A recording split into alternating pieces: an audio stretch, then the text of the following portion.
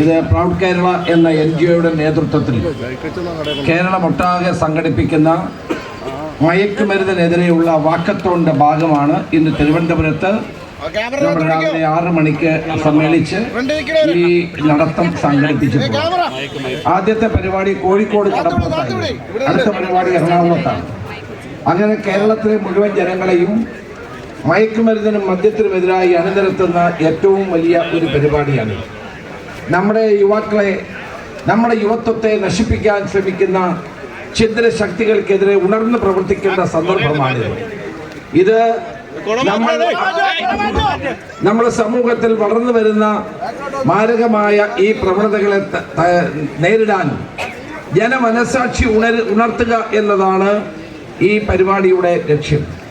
ഇവിടെ എല്ലാ സാമൂഹ്യ, ധാർമ്മിക, സാംസ്കാരിക മേഖലയിലെ പ്രമുഖരും ഇവിടെ അണിനിരക്കുന്നുണ്ട്. നമ്മളെല്ലാവരും ഒരുമിച്ച് നിന്നാൽ മാത്രമേ ഈ മയക്കുമരുന്നിനെ നേരിടാൻ കഴിയുകയുള്ളൂ. കേരളത്തിൽ നിന്ന് മയക്കുമരുന്ന്